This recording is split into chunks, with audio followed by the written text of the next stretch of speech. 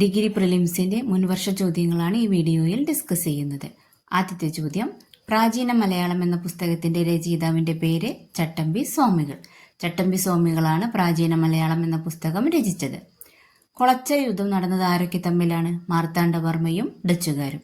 കൊളച്ചൽ യുദ്ധം നടന്നത് മാർത്താണ്ഡവർമ്മയും ഡച്ചുകാരും തമ്മിലാണ്. ഇത് നടന്നത് 1741 1921 ആദ്യത്തെ അഖില കേരള പ്രൊവിൻഷ്യൽ സമ്മേളനം നടന്നത് എവിടെയാണ്? ഒറ്റപ്പാലം. 1921 ആദ്യത്തെ അഖില കേരള പ്രൊവിൻഷ്യൽ സമ്മേളനം നടന്നത് ഒറ്റപ്പാലത്ത് വെച്ചാണ്. ആത്മീയ സഭ എന്ന സംഘടനയുടെ സ്ഥാപകൻ രാജാറാം മോഹൻ റോയ്. രാജാറാം മോഹൻ റോയിയാണ് ആത്മീയ സഭ എന്ന സംഘടന സ്ഥാപിച്ചത്. താഴെ പറയുന്നവയിൽ ഏതാണ് ബ്രിട്ടീഷ് ഭരണകാലത്ത് കേന്ദ്രത്തിൽ ഒരു ദ്വിസഭ നിയമനിർമ്മാണത്തിന് നൽകിയിട്ടുള്ളത്? Act of 1919. ബ്രിട്ടീഷ് ഭരണകാലത്ത് കേന്ദ്രത്തിൽ ഒരു ദ്വിസഭ നിയമനിർമ്മാണത്തിന് നൽകിയിട്ടുള്ളത് ഏതിലാണ്? Act of 1919.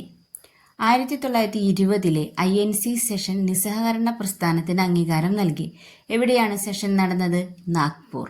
അപ്പോൾ 1920 INC സമ്മേളനം നടന്നത് എവിടെ വെച്ചാണ്? നാഗ്പൂർ വെച്ചാണ്. ആ സമ്മേളനത്തിലാണ് നിസ്സഹകരണ പ്രസ്ഥാനത്തിന് അംഗീകാരം നൽകിയത്. ചൈനയിൽ ചരിത്രപരമായ ലോങ് മാർച്ചിന് നേതൃത്വം നൽകിയത് ആരാണ്? Mao Zedong. മാവോ സേതുങ് ആണ് ചൈനയിലെ ചരിത്രപരമായ ലോങ് മാർച്ചിന് നേതൃത്വം നൽകിയത്. താഴെ തന്നിരിക്കുന്നവയിൽ UNOയുടെ ഔദ്യോഗിക ഭാഷയല്ലാത്തത് ഏത്? ജർമ്മൻ. അപ്പോൾ താഴെ തന്നിരിക്കുന്നതിൽ UNOയുടെ ഔദ്യോഗിക ഭാഷയല്ലാത്തത് ജർമ്മനാണ്. നമീബിയൻ ചീറ്റകളെ അടുത്തിടെ താമസിപ്പിക്കുവാൻ കൊണ്ടുവന്ന ദേശീയ ഉദ്യാനം? കുനോ. കുനോ ദേശീയോദ്യാനത്തിലാണ് നമീബിയൻ ചീറ്റകളെ അടുത്ത കാലത്ത് താമസിപ്പിക്കാൻ കൊണ്ടുവന്നത്. ആദ്യ കേരള ജ്യോതി അവാർഡ് 2022 നേടിയത് ആരാണ്? MT വാസുദേവൻ നായർ. ആദ്യ കേരള ജ്യോതി അവാർഡ് 2022 നേടിയത് MT വാസുദേവൻ നായരാണ്. അടുത്ത ചോദ്യം, താഴെ പറയുന്ന പ്രസ്താവനകൾ പരിഗണിക്കുക. ഉപ ഉഷ്ണമേഖല ഉയർന്ന മർദ്ദവലയത്തിൽ നിന്ന് മധ്യരേഖ താഴ്ന്ന മർദ്ദവലയത്തിലേക്ക് വാണിജ്യവാദം വീശുന്നു. കരയും കടൽക്കാറ്റും വാണിജ്യവാദത്തിന് ഉദാഹരണങ്ങളാണ്. വാണിജ്യവാദം ഒരേ ദിശയിൽ സ്ഥിരമായി വീശുന്നു. ധ്രുവപ്രദേശങ്ങളിലാണ് വാണിജ്യവാദം ഏറ്റവും നന്നായി വികസിക്കുന്നത്. മുകളിൽ സൂചിപ്പിച്ച പ്രസ്താവനകളിൽ ഏതാണ് ശരി? തന്നിരിക്കുന്നതിലെ പ്രസ്താവന 1ഉം 3ഉം മാത്രമാണ് ശരിയായിട്ടുള്ളത്. അതായത് ഉപ ഉഷ്ണമേഖല ഉയർന്ന മർദ്ദവലയത്തിൽ നിന്ന് മധ്യരേഖ താഴ്ന്ന മർദ്ദവലയത്തിലേക്ക് വാണിജ്യവാദം വീശുന്നു. അതുപോലെ വാണിജ്യവാദം ഒരേ ദിശയിൽ സ്ഥിരമായി വീശുന്നു. ഇത് രണ്ടുമാണ് ശരിയായിട്ടുള്ള പ്രസ്താവനകൾ. അപ്പൊ ഉപ ഉഷ്ണമേഖല ഉയർന്ന മർദ്ദവലയത്തിൽ നിന്ന് മധ്യരേഖ താഴ്ന്ന മർദ്ദവലയത്തിലേക്ക് വാണിജ്യവാദം വീശുന്നു. വാണിജ്യവാദം ഒരേ ദിശയിൽ സ്ഥിരമായി വീശുന്നു. ഇനി കരക്കാറ്റ് എന്ന് പറയുന്നത് രാത്രിയിൽ കരയിൽ നിന്ന് കടലിലേക്ക് ഉള്ള വായുപ്രവാഹമാണ്. കരക്കാറ്റ് രാത്രിയിൽ കരയിൽ നിന്ന് കടലിലേക്കുള്ള വായുപ്രവാഹമാണ്. കടൽക്കാറ്റ് എന്ന് പറയുന്നത് പകൽ സമയത്ത് കടലിൽ നിന്ന് കരയിലേക്ക് വായു പ്രവഹിക്കുന്നതാണ്. അടുത്ത ചോദ്യം, ലിസ്റ്റ് 1, ലിസ്റ്റ് 2 എന്നിവ പൊരുത്തപ്പെടുത്തി താഴെ തന്നിരിക്കുന്ന കോഡുകൾ ഉപയോഗിച്ച് ശരിയായ ഉത്തരം തിരഞ്ഞെടുക്കുക. അതായത് ലിസ്റ്റ് 1 അണക്കെട്ടും ലിസ്റ്റ് 2 അതുള്ള നദിയുമാണ് തന്നിരിക്കുന്നത്. അപ്പോൾ ഒന്നാമത്തെ ഓപ്ഷനാണ് ശരിയായിട്ടുള്ളത്. അതായത് പോത്തുണ്ടി ഭാരതപ്പുഴയിലാണ്, പെരിങ്ങൽകുത്ത് ചാലക്കുടി പുഴയിലാണ്, ചെങ്കുളം മുതിരപ്പുഴ നദിയിലാണ്, പേപ്പാറ കരമന നദിയിലാണ്. അപ്പോൾ പോത്തുണ്ടി ഭാരതപ്പുഴ, പെരിങ്ങൽകുത്ത് ചാലക്കുടി പുഴ, ചെങ്കുളം മുതിരപ്പുഴ, പേപ്പാറ കരമന. അടുത്ത ചോദ്യം, ശരിയല്ലാത്ത പ്രസ്താവനകൾ തിരിച്ചറിയുക. ആഗ്നേയശിലകൾ അഗ്നിപർവ്വതത്തിന്റെ തരത്തിലാണ്, അതിനാൽ ഫോസിലുകളില്ല. കരിങ്കല്ലും ബസാൾട്ടും അഗ്നിശിലകളുടെ ഉദാഹരണങ്ങളാണ്.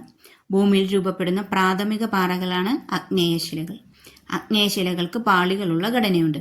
ഇതിൽ തന്നിരിക്കുന്ന 4ാമത്തെ പ്രസ്താവനയാണ് തെറ്റായിട്ടുള്ളത്. അപ്പോൾ ഇത് ആഗ്നേയശിലകളെ കുറിച്ചിട്ടുള്ള പ്രസ്താവനകളാണ്. ശരിയായിട്ടുള്ളത് ഏതാന്ന് നോക്കാം. ആഗ്നേയശിലകൾ അഗ്നിപർവ്വതത്തിന്റെ തരത്തിലാണ്, അതിനാൽ ഫോസിലുകളില്ല. ആഗ്നേയശിലകൾക്ക് ഫോസിലുകളില്ല. കരിങ്കല്ലും ബസാൾട്ടും ഇതിന് ഉദാഹരണങ്ങളാണ്. ഭൂമിയിൽ രൂപപ്പെടുന്ന പ്രാഥമിക പാറകളാണ് ആഗ്നേയ ശിലകൾ. അടുത്ത ചോദ്യം, താഴെ കൊടുത്തിരിക്കുന്ന എത്ര ജോഡികൾ ശരിയായി പൊരുത്തപ്പെടുന്നു? തന്നിരിക്കുന്നതിൽ 2 ജോഡികൾ മാത്രമാണ് ശരിയായിട്ടുള്ളത്.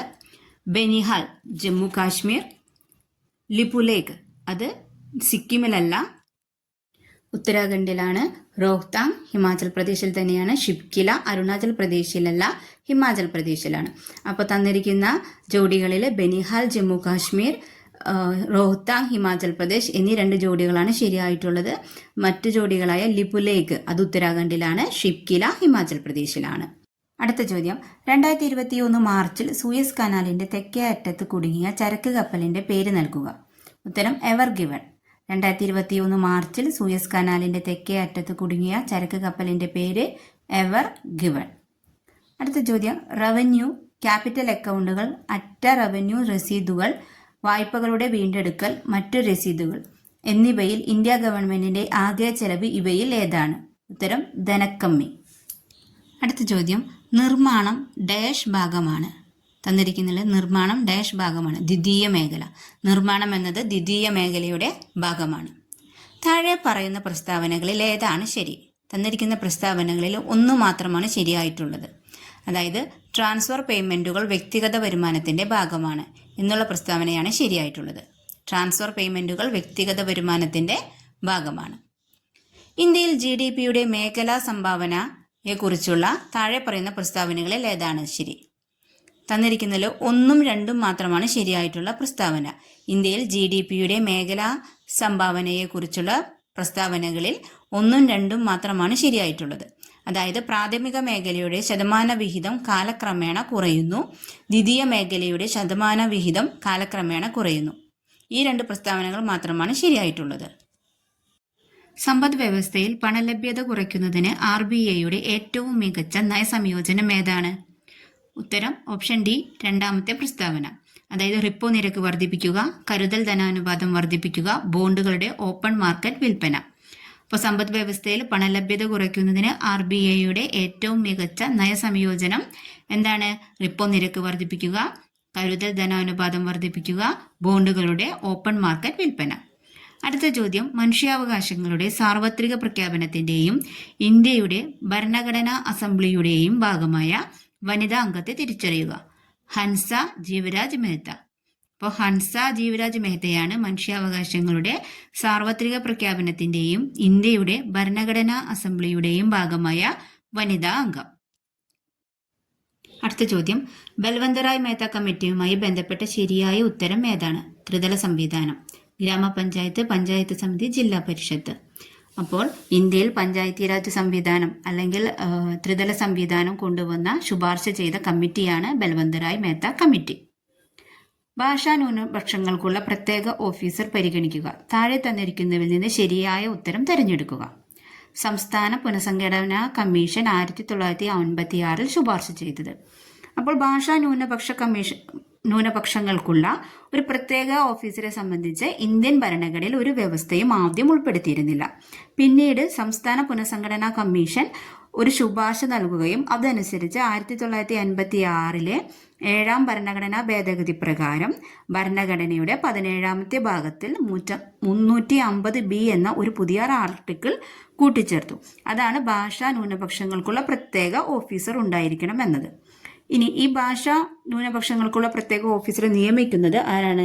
രാഷ്ട്രപതിയാണ് നിയമിക്കുന്നത്.